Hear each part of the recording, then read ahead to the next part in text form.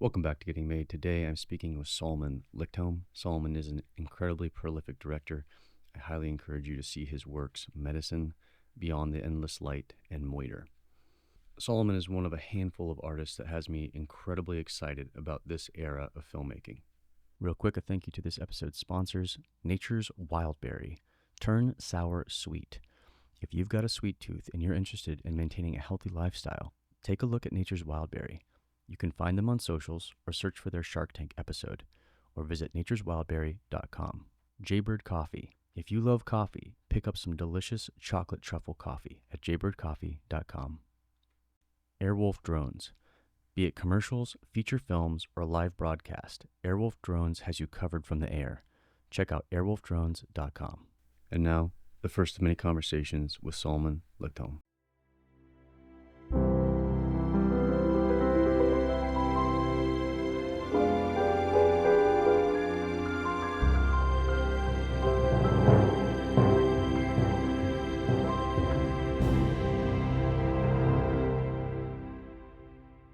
Oh, dude, thank you again for taking the time. I've got so many questions for you. I've been a quite a long time admirer of your work, but just recently I saw um, a couple of things that really sort of pushed me to reach out to you. And one was Moiter, which was like incredibly moving, and then I've also saw your recent work, which was how do you I'm sorry if I mispronounce it. EPICLESIS.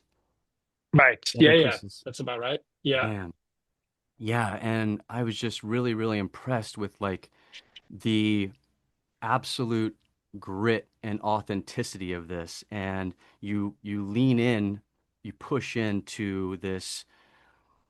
We were talking briefly about how America feels like it's, so vast and how you've got all these different pockets, and you go into a community and you explore that community in such a real honest way that it almost feels like you're the insider, you know? Like Right. it's fascinating to me. And I got chills watching so many of your films, but specifically, it was the Beyond the Endless Light. That was just like so heavy hitting. I think I messaged you right after that, and I was like, dude, this just packs a punch. This is just powerful. And I was just wondering, like, when you have the ideas for these, I'm going to call them visions, right? When you have the visions for these, like, how does it come to you? Does it come to you all at once? Does it come to you in a trickle? You had mentioned that you have a little bit of trouble sleeping. Does it come to you in the middle of the night? Does it come to you on a walk? Like, how does it come to you? I mean, there's no one which way. It does come a variety of in a variety of ways. Often it comes when I'm not thinking about it Yeah. actively. So it often comes as sort of like a break in my rational way to solve or to come up with ideas. Mm. It sometimes comes in the more subconscious part of my brain, I guess, or the um, in the part of my day when I'm trying to basically like switch off. And that's literally sometimes when I'm sleeping. Yeah. Sometimes it just in that space in between awake and asleep, when Yes. your brain's really creating very strange connections, and Hmm. the lines between imagination and memories sort of blur, and even Mm. sort of like projecting into the future. Um, y- when you're sort of ideating, your mind's really basically crazy for a moment, and sometimes it's actually really hard to sort of like tap into those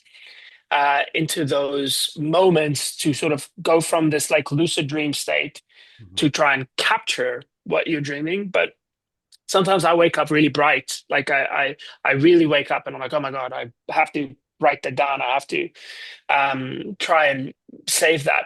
Then other times it happens when I go for a run or go for a walk or have a shower or do a workout. Hmm. Um, Beyond the Endless Light came to me on a run, and I mean, I just saw this image of like a preacher going from town to town using his using his sort of like physical manifestation of a gift that he has, but Mhm. really what I was trying to explore is um, the idea of how easy it is sometimes for people, especially religious people, to sort of say, I'll pray for you, as Mhm. sort of a way to cop out of being there for someone Mhm. relationally. Mhm. And I think sometimes, like, the spiritual gift, whether that's charisma, the ability of a preacher to preach, Mhm. or I mean, even if you take it out of the religious context, like a lot of people rely so heavily on their gift to sort Mhm. of open their doors for them and to be able to sort of make their way through the world with the thing that they're talented in. Mhm. But you can neglect the soul connection between people just based on who you are, based on your ability to sit with someone, to be with someone that isn't reliant on your gift. It's really reliant on your empathy. Mhm. And this was a story about someone who's forgotten what empathy, what the real sort of like heart of, for me, the person of Christ Mhm. was after is like to actually just be there for people, to love on people, not through your gift, but through your presence. Mhm. And I was like, "Man, I feel like I can actually make a really interesting meditation on that sort of idea." And that's how that idea came to life. And then, I mean, I think I'm sort of wrestling with a lot of my uh, with my spiritual inheritance, if I can put it that way, or my religious inheritance. And Mhm. um, I've been doing that, I guess, since I was young, but really in a very strong way since I was 28 when I had my first kids. When I realized when I had my first kid, my son, where I realized, look, I want to make sure that I'm not automatically bypassing ideas to Mhm. him that have not been parsed Mhm. through my own uh, wrestling. Mhm. I don't want to just automatically pass stuff down. I actually want to wrestle with those things and to Mhm. make sure that these are things that are meaningful and valuable and sort of like really like life giving and life altering to me. Those are the things I really want to leave with my kids. So that's in Epiclesis, as you can clearly see thematically. Murder is a little bit different. Like, I'm also really fascinated with, I mean, I think in all my films, in every single one of my films, there's sort of an outsider dynamic. There's like Mhm. an outsider trying to be an insider, or there's a displaced. It's I love to tell stories of displaced people going into a new context and finding their feet. That's in Epiclesis. That's in Mhm. Murder. That's in Beyond the Endless Light. Even to some extent, that's in Foreign Animals, a film I'm doing. It's in every one of my ideas. Mhm. It's people that come into a new context and trying to belong, trying to and maybe that's my story as a missionary kid, having traveled all the world and never really felt like I belonged either in my homeland, South Africa, or the countries that I've moved to. So, and also sort of a theme lower, I guess that sort of sit tangentially connected to it, but also lower is like the misunderstanding that comes through languages and not understanding each other. So Mhm. that's also a really, really big theme in the films. And these things, these ideas, they rear their heads in different ways. Again, most often in their subconscious, but sometimes actively. I'll be reading a book, and sometimes I am digging for particular stories, and then they'll stand out. But often, it just comes through subconscious ideas that sort of like spring up. Oh yeah. Yeah, I love that. I love that you're that you're dealing with those subject matters. I definitely picked up on, this almost like the lonely journey. Like, this is definitely somebody who's wrestling with decisions.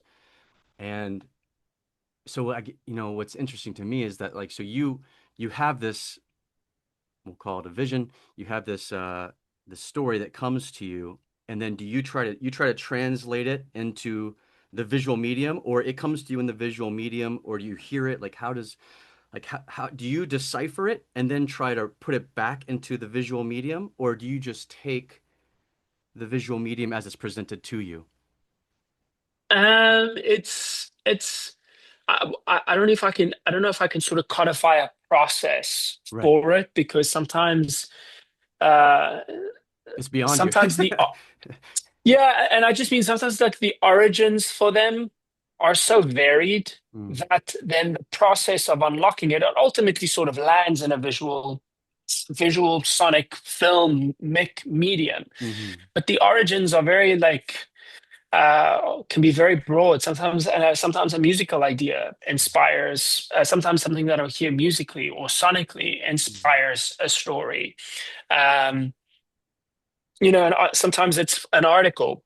Mm-hmm. Sometimes it's books. Like I'm constantly buying like books of short stories. Like and trying to uh, find little films that come from short stories. Like I'm also really fascinated by science fiction, very, very grounded science fiction. Mm-hmm. So I bought I think it's Exhalation by Ted Chiang, a collection of short stories. Uh, so I've been sort of reading through that. I'm trying to see like there's a bunch of books here that I'm like collection of I can't find them now, but a bunch of collection of short stories that I just read through to see if there's anything that sort of Mm-hmm. speaks to me. Yeah. Um, but yeah, the source, like the nugget, can come from a variety of different mediums. Yeah. Ultimately, the way I translate it, I guess, is I try and write a script. Like Yes. that's sort of the. Sometimes in the past, I've done like I'll do a treatment first and then I'll Mm-hmm. write a script. But these days, I'm like writing a script first and then writing a treatment because I'm Mm-hmm. really trying to just figure out not just visually what the story is, but just like the interpersonal relationships, then what the in a more structured way. Mm-hmm. Because I think I'm trying to just become a better student of the film screenwriting format. Yes. Yeah. Just so that I can upend it when I need to, but that I can learn the conventions just so I can more readily create in that space in a way that I think other people find um tenable, you Yeah. know. Yeah. Almost restrictive. Yeah. Yeah. I mean, I'll definitely have somebody who's been insanely helpful for me, a guy named Sheldon Turner, who's just a phenomenal screenwriter. I'll definitely set you guys together because he's just been a guiding light for me. Like, dude has written some Mm. insanely incredible films. Um, but yeah, it is interesting, like this idea of language, like you're learning the language of screenwriting. Do you, I know you said you have like you have, a varied past of, where you came from and everything. Like what language do you primarily think in? Like if you're dreaming, what language do you dream in? English, my first language, I mean, I guess I should say my inherited language is Afrikaans, and that was my native tongue. But I moved out of South Africa when I was 12 years old, lived in Dubai, Mm-hmm. and people don't really speak Afrikaans in Dubai, so sort of had to learn English as the language to get by, just to sort of exist in the world. So I think most of my thinking, my dreaming now is in English, Mm-hmm. and Afrikaans. Afrikaans also, it's like it's got in a lot of people's eyes, and perhaps it is the truth of it, it has a colonial sort of past that Mm-hmm. I think it's, I'm not ashamed of it. I think it just is, it is who I am. But I think sometimes, perhaps if I have an identity crisis, it comes from how hostile the world is to colonizers. Mm-hmm. You know what I Mm-hmm. mean? And so I think I've sort of subconsciously created a distance with that part of who I am because I know for a lot of people, there's a lot of hurt there, Mm-hmm. understandably so. So Mm-hmm. I read a New York Times article maybe 2 years ago, and it spoke about how white displaced or immigrated South Africans, how a lot of them have an identity crisis because they feel like they neither belong to the land where they came from, Mm-hmm. because of their color of their skin. They're not African, so to Mm-hmm. speak. Right. But they also can't really relate to the country they're currently living in. Let's say this is written from an American perspective. So in America, because you're not American, neither can you relate to your ancestral past being from like mine is Dutch because I never lived in the Netherlands, and that's 3 generations ago that they Mm-hmm. moved to South Africa. So but I think I'm learning to embrace really who I am, and I am African. Yeah, yeah. It sounds strange to say that, but like that is really my heritage, and the land and the country itself is really a big force in my life. I think that's so fascinating because I can completely relate to that. It's like every time I hear bagpipes, it's like there's like a direct line, like the hair just goes up, it's like Right. it's ancestry, it's so interesting Yeah. how that plays a role. Like the land plays a role in almost like I guess you would call it like your lineage. Yeah. Yeah. Yeah. There's some deeper, dare I say, like spiritual connection to the place where you're from. Yeah. And it takes a while for you to sort of figure out who you are. you know? Yeah. Yeah. I feel like yeah, a lot of people, myself included, it's like a lifelong journey for sure. Yeah. Yeah. I saw the Heat t-shirt. That's awesome. Oh yeah. That's Yeah, yeah. great.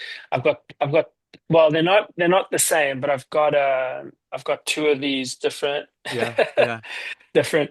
I'm a big fan. I'm a big Oh, Heat fan. oh yeah. I just met Dante Spinotti like a couple weeks back Oh and wow. oh man, I got to talk to him for a little bit and was just telling him how much, his films really influenced a lot of my stuff and it was like I don't get what do you call it? Like starstruck or anything like that, but then there's like people that I have massive appreciation for. And so he was definitely one of them and I was like, "Oh man, what a legend. Just Yeah. just incredible." Um Amazing. What an opportunity. Wow. yeah. But yeah, I really love how detail oriented are you zone in on the minutia and like these little things that just incredibly sort of bring an audience member like directly into the story. And is this something that you've learned? Is this just how your brain operates? Like are you a detail oriented person or is this some craft that you've developed over the years? I don't know if I'm look, I think sometimes a lot of my collaborators would say I'm a detailed orientated person, um, but I think I'm always looking for the visceral emotional connection to the story. Mhm. And and sometimes those details are really what creates that visceral connection to the reality of we're always sort of like simulating reality, right? Like Right. we're creating an approximation of this thing that we remembered that we're trying to tell the audience was and is real. Mhm. And I think sometimes it's not seen in the wide, it's not seen in the way you block everything together. Like, yes, there needs to be all that reality. But I I often think of the thing that Denis Villeneuve uses, and particularly in Dune, but even in the other films, even in his other films, but in films that are big spectacle, Mhm. um, he creates. And I spoke to Joe Walker, his editor, Mhm. about this, and this is sort of my interpretation of what they did, and I sort of call it. I think he calls it something else, but to me, I call it baselining. It's Mhm. like finding the small things that in amongst the big things that happen plot wise Mhm. to draw you into the emotional connection with the person and the world that they inhabit. You have to baseline the audience to sort of forget plot and all the mechanics and all the big explosions and things that may be happening in the story. Mhm. You have to sort of like get to the same level as the character, and the audience has to be there breathing, hearing their breath. Mhm. In Dune, for instance, like towards the end, there's that massive explosion once they sort of, um, I think it's in Dune 2, once they release the atomic weapons, and it's just like explosions, and the rocks are sort of coming down, and then it goes, everyone's sort of taken out. The Mhm. very next image is a hand coming out of the sand, Mhm. and it's a close-up shot, and you hear Mhm. everything's sort of quieted down, and you just hear the sound of the sand coming up through the hand. Mhm. That baselines the audience immediately to, oh, this is soft and intimate, and I can be here with a person going through this space. To contrast that, I'm just going to use, I'm not saying it's wrong or right, but in terms of why I lean towards this approach, Mm, if you have a movie like Man of Steel, which was like it's just endless explosions and explosions and explosions, mm. the audience become desensitized if you Absolutely. don't create baseline and like an emotional, visceral, like away from plot Mm. baseline for the audience. And so those sort of details, the way a shadow, like I just watched this movie Perfect Days, and really Oh, I almost heard about nothing that. Yeah. happens plot wise. This is It's a Wim Wenders film, yeah, I love him, man. He's so but fantastic. yeah. But just the way that he observes this old man going through cleaning toilets in Tokyo, and how this old man looks at the shadows, falling on the side of a building, or the way that the sun is cast through the trees. They're very insignificant details, but I'm Mm. like, oh, I feel like a kid again. I feel like how I felt when I was lying on my back Yes. in Pretoria, South Africa, or in Kempton Park, South Africa, when I was a kid, looking and just hearing the wind and you know inconsequential, Mhm, basically, but mhm, they put you right there. And if you mhm, can do that well, mhm, not just as art or mhm, not just as mood or emotion, and sometimes it may seem like that, but actually it's really to baseline the audience mhm, emotionally, to put them there, to put the audience inside the picture with your character. mhm. Those things are very important. And sometimes if you just go plot, plot, plot, plot, plot, plot's very important, sure, and characters are important, but also creating sense memory for the audience and a place to emotionally baseline is very important. Yeah, I definitely picked that up on your films. I was like, oh man, every single time, especially in Moiter, you know, I feel like I'm traveling with him. Like especially when he comes home and he's greeted by his wife and everything. It's so Right, that embrace is so personal. And right, and yeah, you do a phenomenal. I wrote down some notes earlier about after I was watching some of your films, and one of them was like emphasizing the wonder in the minutia. It's like you're basically chasing wonder in the things that people are bypassing because they've just accepted life as it is. Yes, life is tough. Yes, we go through hardships and everything, but like life is phenomenal. It's amazing. Like it's a right, crazy ride. And we should definitely be tuned into the fact that it's a wonderful trip to be on, to right. experience. And yeah, I was just really, really blown away, especially how you've got. I'm not trying to toot your horn, but like I really appreciate a um a mastery of the crescendo. Like you know how to take people and walk them through a scene, and it's just ratcheted, and then like you said, after that powerful crescendo, it comes back down to the intimate again, right? Where it's almost like the dust has settled, especially the in Beyond the Endless Light when they're in that bedroom, Right. the bedroom scene, right? It's like you can feel the aftermath, you can feel the catharsis in that room. Right. Ah man, it's just I was so looking forward to speaking with you that I was talking to one of my producer mentors, and I showed him all your stuff, and he's just like, wow. And I was like, I know, man, I know. So yeah, I'm glad it resonates, man. oh, it really does. It really does. It's very powerful. Like I've got so much to be thankful for and look forward to in this era of filmmaking, because I do feel like trying to keep our eyes on the prize. Like what's the main thing? Keep your eyes on the main thing, and like there's so much Hmm. there's so much distraction going on. But when I see your work and I see the work of people like Elliot Rausch or Ryan Booth or all these people, I'm just like, this is such an incredible group that has come forth to remind people like what this can be. you know like it's a Right. Right. powerful medium. Yeah. Ah, Yeah. and No, it is. And also I'm just like learning, like for yeah, me, I'm really just, I'm still sort of experimenting, yes, of course. um, But in a that's what safe makes it great. space, I guess, Sure, to some sure. extent, because it's not on features yet.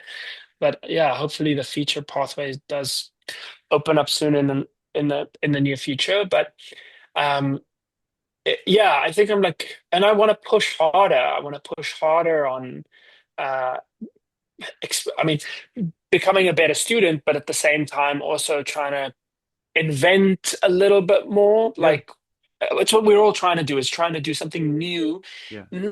It's not like I want to, it's not like I necessarily want to do, everything has to be original. And it needs to be like no one's ever done before. Mhm. But I guess I want to tell stories, I guess, that's thematically been forgotten. Like Right. I really love mythology and I really love, Yeah. uh, spiritual stories, but to do that in a way that satiates uh, a secular appetite as well is Mhm. something that I'm really looking forward to doing. And I don't think there's not a lot of people that are doing that at the No. moment. No.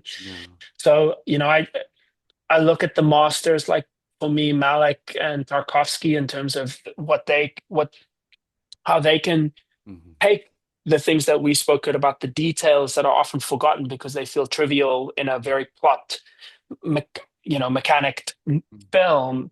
And sometimes in their films can feel like they're really aside and really wandering and slow. And I really do appreciate, but I can understand how modern audiences can find that sometimes really demanding. I Mhm. want to take some of that Mhm. and not make it such a demanding thing to sit through and Right. actually utilize the counter. Mhm. So like let me say like a Scorsese Mhm. film or a Safdie brothers film Mhm. or something as fast paced as like an Anura or something like that, Mhm. and then use that to sort of like, I guess, sort of like invert to sort of call to the spiritual. Like for me Absolutely. it's like you know people that are trying to find themselves, trying to make themselves in the world, and sometimes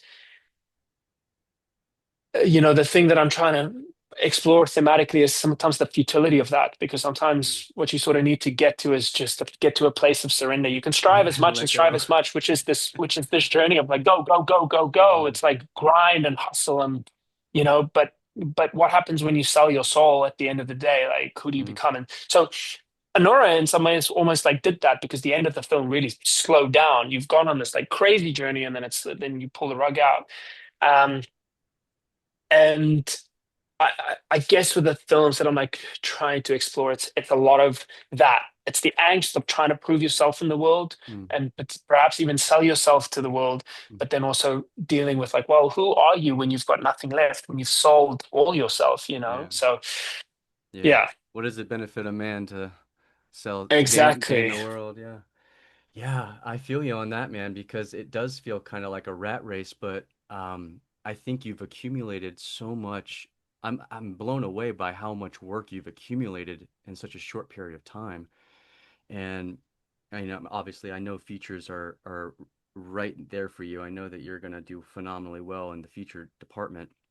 It is such a I used to have a lot of people come to our school, one of which was the gal that helped get Titanic made, and she was always like, "Hey, you would think that after I helped get Titanic made at Fox, that they would, after that, every project, they just roll out the red carpet and they'd be like, oh, right this Right. way." And she was like, "It never happens that way. It just doesn't. Like Yeah. every project is a battle. You have to fight for it every single time." And Yeah. and I think that's kind of just you wake up and you're like, "All right, today's my task Another battle. is to face this courageously, you know?" And Yeah. and Yeah. but I love that you're being courageous in your storytelling. It's so refreshing because so much stuff is just like rehashed and derivative, Hmm. and the fact that, like, Kurosawa was always talking about how it's very difficult to elevate people's taste in cinema, right? But it's like Right. that's a worthwhile cause. That's a worthy cause, and I think you're on that path, and I'm for it, man. I'm championing you Yeah. on, dude. Trying to, man, yeah, trying to. But I also know it's this really hard thing of I've got no I've got no work, narrative, or feature to really prove. that I can do something different even, right? So like Mhm. at first I almost like have to pay my dues, Always. just make a piece of work, and then hopefully you can sort of you have the space to reinvent a little bit. But This is it. yeah, I don't have that This yet. this is the age-old dilemma, right? It feels like a catch-22, but like Nolan would not have gotten distribution for Memento had it not been for Cruz. Like Cruz was the Yeah, only person that like stepped forward and was like, this needs distribution. So it, right. you've got the chops. Make the feature, like do your thing. It's gonna go great. Like it's gonna go great. Um, Yeah, that's the hope. It's the prayer. I think as far as 28th, it was like looking at anything that's cool, right? It's just like looking at the thing that's trendy and trying to think, oh, how can I make the thing that's trendy? And I think once I sort of like figured out what are the things that I've inherited and the things that I want to keep for myself and then pass on to my kids, mhm, that's when I realized actually the stuff, the stuff that I've like try to maybe like close off for my work. mhm, Actually, there's a lot of stuff that I wanted to explore, and it's like based on really deep ancient stories mhm, that a lot of people have forgotten, you mhm, know. So, and it's not to retell those stories, mhm, but it's to draw on the themes that come from those stories. Like I'm writing a film now about that I've been writing for 7 years, and hopefully we're making it end of this year. But called Foreign Animals, and and really it's about a group of Ukrainian and Central Asian immigrants who rob from undocumented immigrants here in Brighton Beach because they can get away with it because of undocumented immigrants, especially now, don't want to press charges for fear of being um, persecuted and prosecuted themselves. So these mhm, guys have found sort of a loophole, but it really is about the plight, like how bad must it be for mhm. people to rob from their own in Right, order to survive, you know? right. So it's an immigrant story, but at the heart of the story, it's sort of a Jovian story. It's about a character who's like just at his wit's end, Mhm, going, "Why the hell is this happening to me?" You know, like mhm, the the sort of the inquest by the friends are basically like, why don't you just essentially like curse God and demand yeah, of God justice? And right. so that theme for me is really important because I think so many people today um live in when things go wrong, it's other people's fault. Mhm, It's when things go wrong, it's well, other people have done injustice to me. And that may be the case, but I think the mindset really is um, sometimes bad things happen to us, and it's just the nature of reality. And actually, if we um, if we sort of become jaded and cynical, things get worse for us. mhm, And so, actually, the only thing you can do is have gratitude, even when bad things happen to you. And I mhm, think that's like at the heart of the story of Job, mhm, is knowing that there's a control bigger. There's someone in control. The way I see it, God's in control, and I just have to sort of surrender to that reality. mhm, Because and be thankful and have gratitude even for the bad things that happen to me. Because if I do the opposite, things actually get worse. oh, And I absolutely. think that's what I'm not trying to tell the stories, Mhm, but I'm trying to get at the themes that are within the stories because I think my thing, and this is what Tarkovsky says, it's chapter 2 in his book Sculpting in Time, art is a yearning towards the ideal. mhm, And I think there exists in reality these ideals. And mhm. I think a lot of people look at ideals and go, well, don't be idealistic because then you're sort of going after something that can never be. But you have to tend, Yeah. you have to draw towards something that's to be like Mhm, and to emulate, like we the guy René Girard talks about mimetic desire and mhm, how humans we need to see things that are inspiring to us that we can sort of become, and I think what's in the biblical stories, that's in the story of Job. It's just, and that's what I'm trying to remind in messy, gritty mhm, ways. I'm trying to also just remind people of like, look, these are the stories that remind us of who we are, you know? Absolutely. Yeah, it's like film is medicine, you know? You're tapping into this, wonder scientifically is so fascinating biologically. It short circuits the brain. So like Yeah. it prevents you from going down that spiral.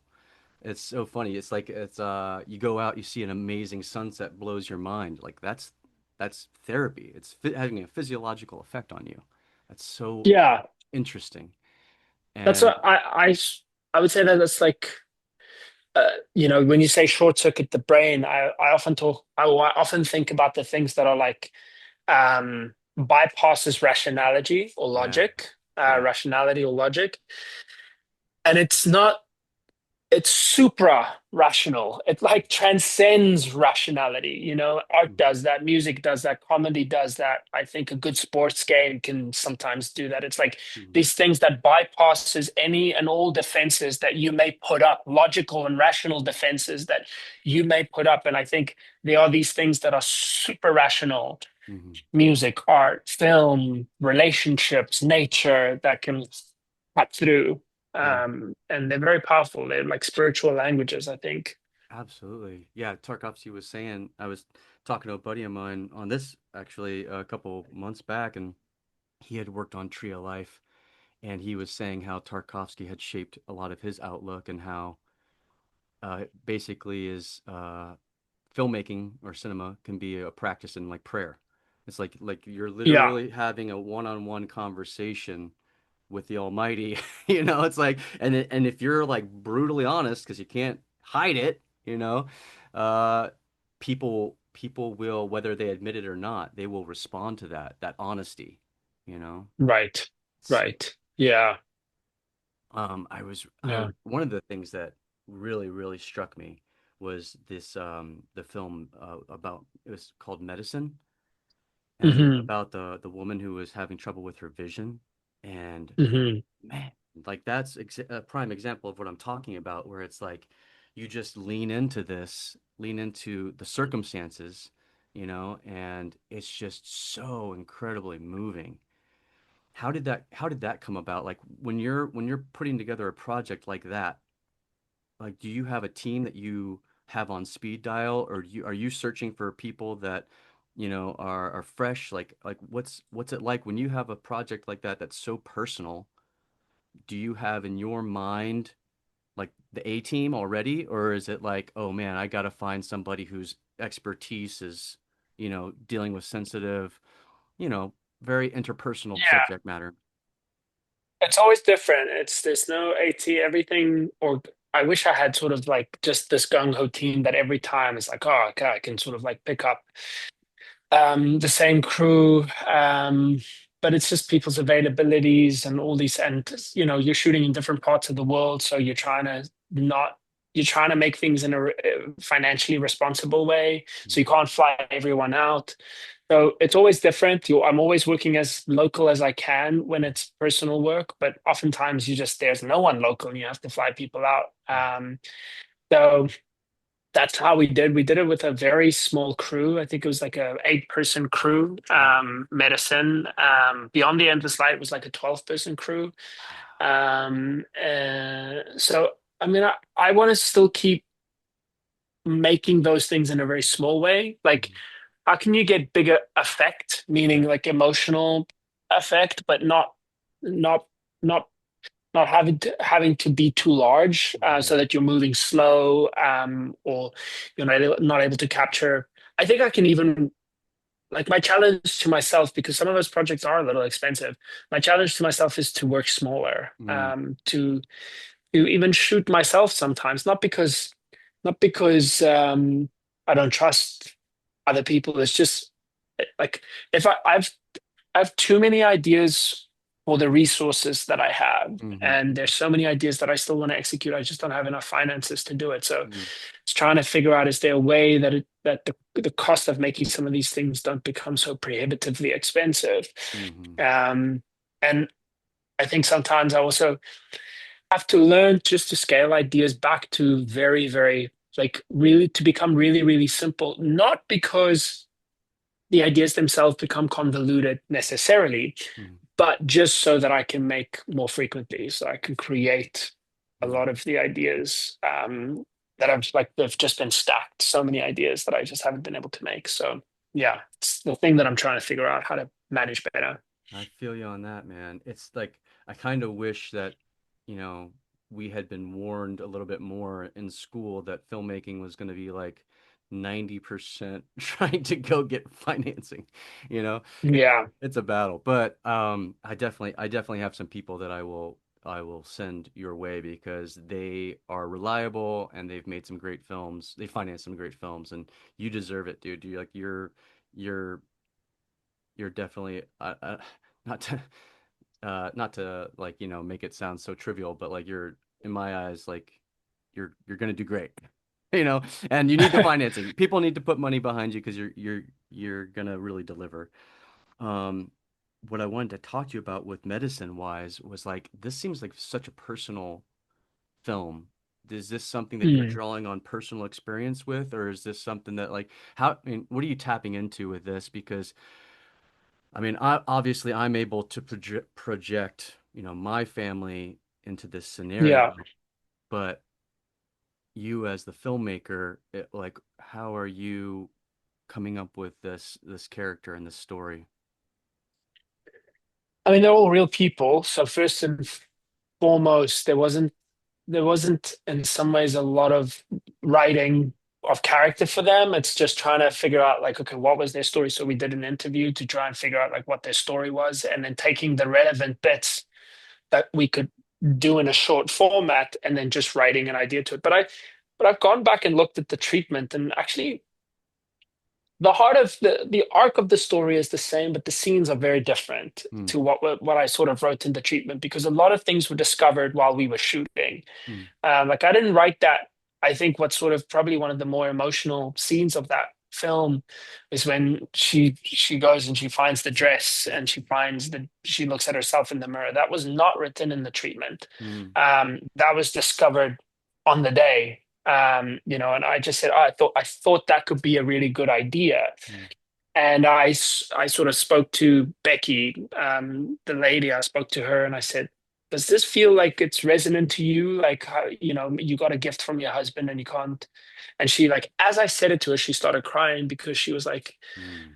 um, uh, my daughter once gave me a dress and I couldn't see what I looked like on the dress. And she's like, I'm sorry that I'm like crying now, but that's what that's what that means to me. So she's like, I'm gonna hold off right now, and when you say Yeah, action, then I'll just be in that mode. And there was no one in the room shooting that scene. It was just everyone was out of the room. We just yeah, put the camera in front of her, and she let loose. And so I like I like drawing everything out that we're going to shoot, so that mm, I have a very clear plan. mm, So I also understand the emotional arc of the story and the characters, mm, but I am very open to discovery. mm. Um, I Because I think there's so many like authentic details that it's just so hard to write Anticipate, down. right? Yeah. I mean, you could do that with interviews, and you could draw. I mean, some of that stuff you're trying to draw out, but I also really want to be alive, and reactive to a live environment where Mm, ideas can come. So having enough time built in a day is really important for me, just to accommodate some of people's reality brushing up against our plans, and us being able to accommodate all yeah. of that. Wow. Yeah, that was incredibly, incredibly powerful scene. I was so glad that she had that experience because it really tapped into that honesty. Mm, Um, yeah. the question I have for you is,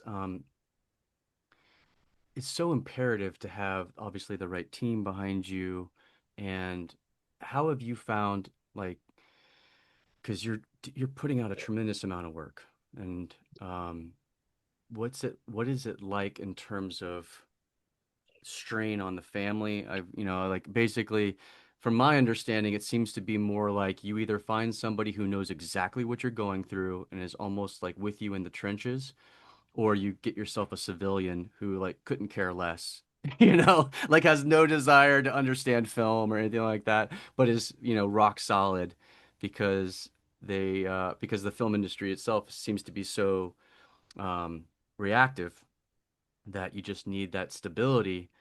What's your experience like with that? I think the biggest thing that I would say is I think I have a partner and a spouse that understands the the job, and that also has a massive appreciation for the art, Mm, for the arts in general, but particularly film, paint. I mean, film, painting, costume design. She's a classically trained ballerina, so she okay. loves the arts and she understands it. So, um, having someone who her parents also like almost more than mine. My parents are my dad's a Um, my parents were missionaries, but my dad also has like a technical computer engineering background. Mm, Her mom, she's an artist. She's an art teacher, so she has sort of the lineage of an appreciation for the arts. mm, She sort of grew up in that, so she's afforded uh, for us quite a bit of space to explore that, mm, both with my work vocationally and also with my personal work. I think she knows the value of doing personal work not only to be able to express what I want to express, but also as a means to not burn out on commercial stuff. mm, Because I think if you just do commercial work, I think your career can be stunted. mhm, mhm, Because I think, I was just chatting to my rep. Creatives at agencies, they want to see the thing that is you, and they want to see that's you're not often able to sort of create that mm, in commercials, but in music videos, yes, and in short films and art films and all these other things that are more true expressions of who you are, mm, yes, you can. No one, I don't want to say no one, but it's really hard to get people to support that stuff. So mm, for me, I'm always balancing three things: my family life, my mhm, commercial career, and then anything other than that, I'll just say passion related. mhm, Feature films, short films, music videos, the things that don't generate money, they take money, they cost money.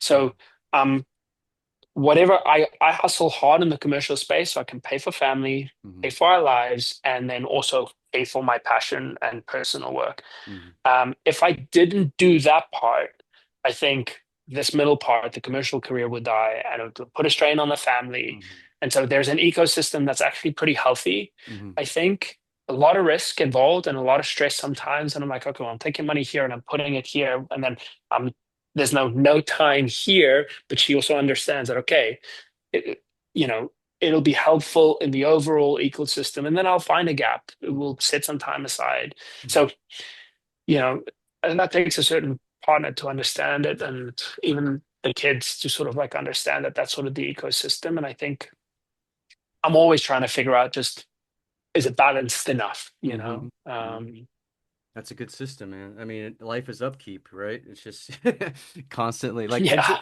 entropy takes hold, and you just gotta. My gosh, my poor room and my pour car just gets so messy. Like if I'm in the middle of some production or whatever it is, it's just like explodes, and I'm just like ah. yeah. Um, No, I feel that.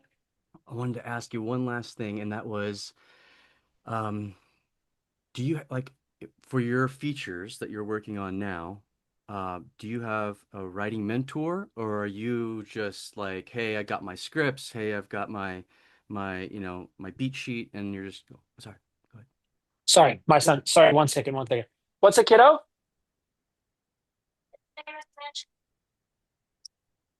Okay, back at 7, please. I'll chat to mom. That's sure. Okay, love you. Bye. Sorry. That's awesome.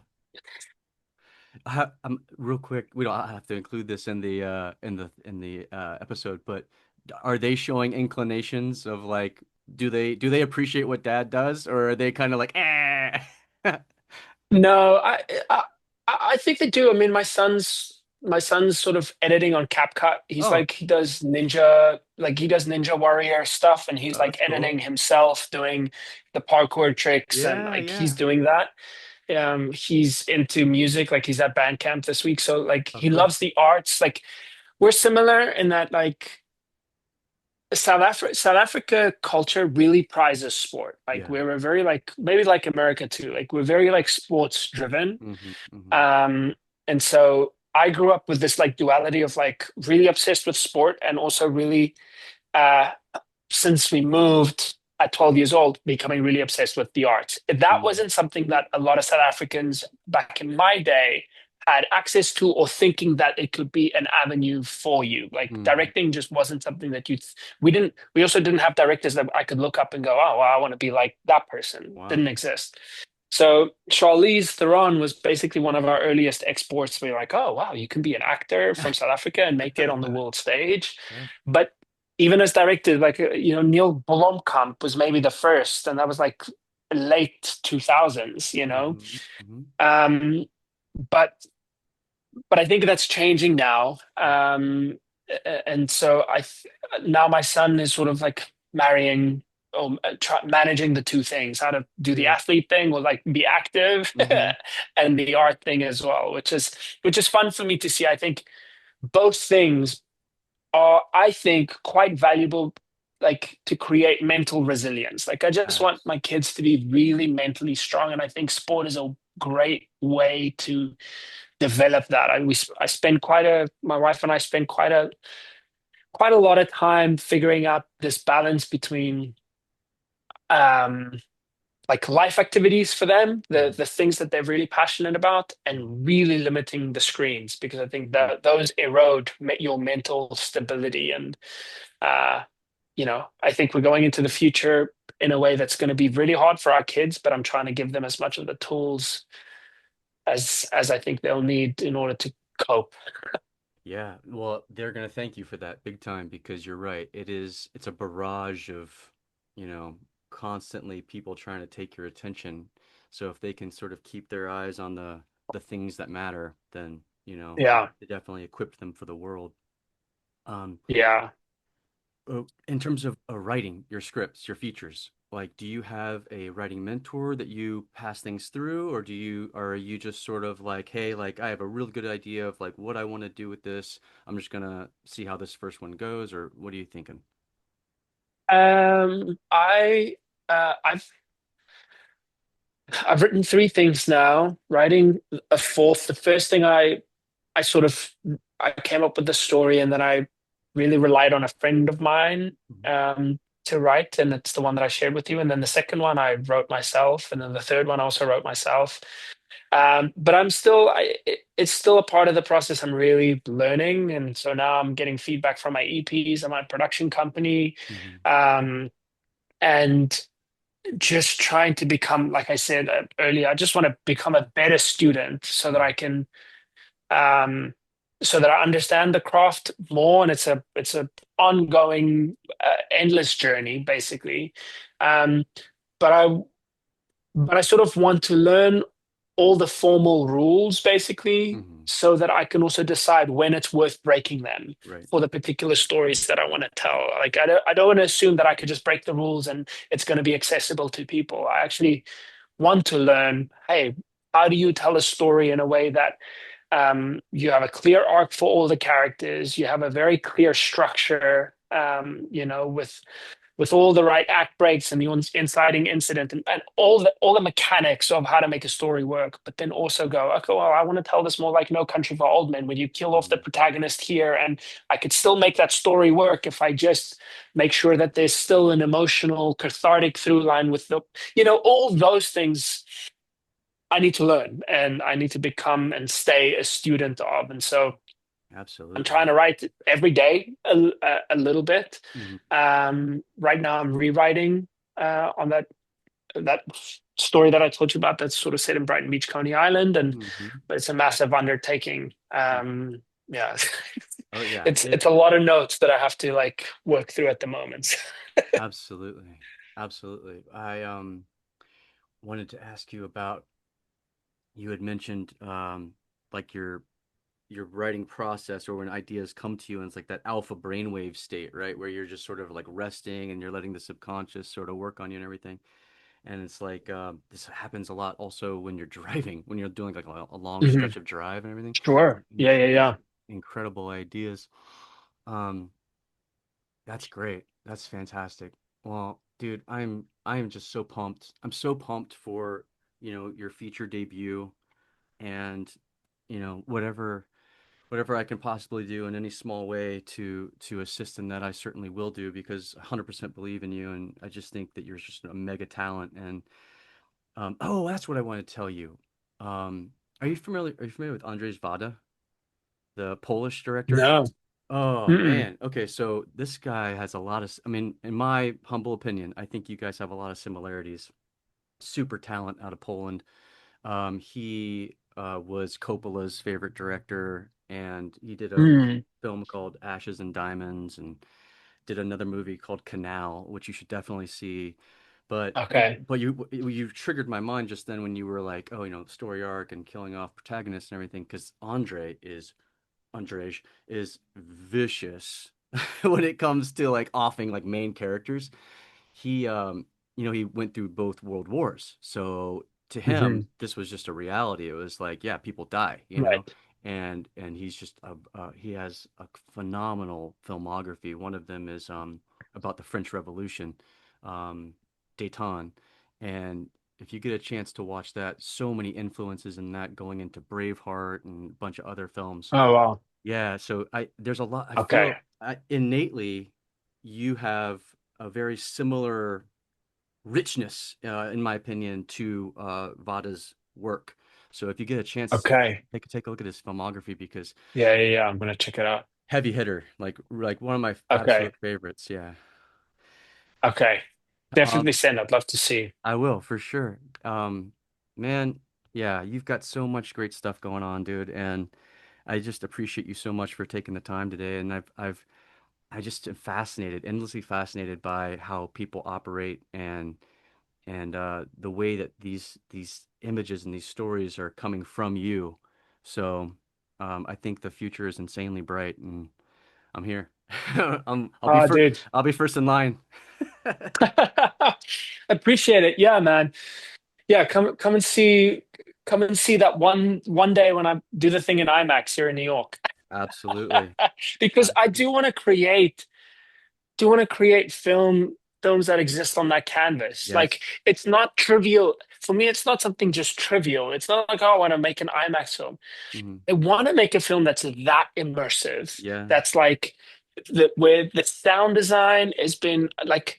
I'm also often looking for films where sound is like where the sound is an integral part of telling the story, Hmm. whether that's like zone of interest Oh, or yeah. where it's like really subtle, where it's really conceptually connected, or Hmm. Sound of Metal, again, where it's like it's all about the perception of how the world sounds around you, Hmm. or something more cliche like Oppenheimer or Dune 2. Hmm. All those films to some extent like exist on this cinematic canvas where you need all the tools of cinema, the Hmm. visuals, the sound, the characters. And I want to make films that exist on that not necessarily that bigger canvas, but the canvas that sort of requires uh, all those tools of cinema Well, that's to come to the fore. IMAX is like the cathedral of theaters. And so like Yeah, that's what you're already working with already in terms of your bend is, that orthodox background where, you're working in a space, you come from a space where it's like this is, it's resonating in here through my bones. I can feel it coming through my body. And right, that's what IMAX is. And so like when I was watching Beyond the Endless Light, I was like, this is a trip, dude. And to see this on IMAX, right, to see that on IMAX would blow minds. Blow minds, right. you know? Yeah, So it'd be so fun. you will do it. I'm putting it out there right now. It's gonna happen. Especially now. I mean, like they need it. IMAX is expanding, and so Right. they need filmmakers with a strong ability to step forward and be like, yeah, that's. And I think that's you. You're a courageous person. And the way I think of you is almost like I almost feel like you're the kid in class that raises his hand when the teacher gets something wrong on the board and everybody's like, "Ah, I don't know, just ignore it, whatever it is," and you're like, "Hey, that's wrong. We gotta fix it," Right, right. you know? And so yeah, dude, I think IMAX is in your future, and I'll push for it in any way I can. Awesome, dude. Well, I Yeah. appreciate it, man. Well, Nice chatting, Rob. Really absolute appreciate it. absolute pleasure, and we'll definitely do it again post feature film. It's gonna happen. Awesome. All right, brother. Well, Awesome. thank you Hold so me to it. much. All right, dude. Thank you so much. Peace. Peace. Go well.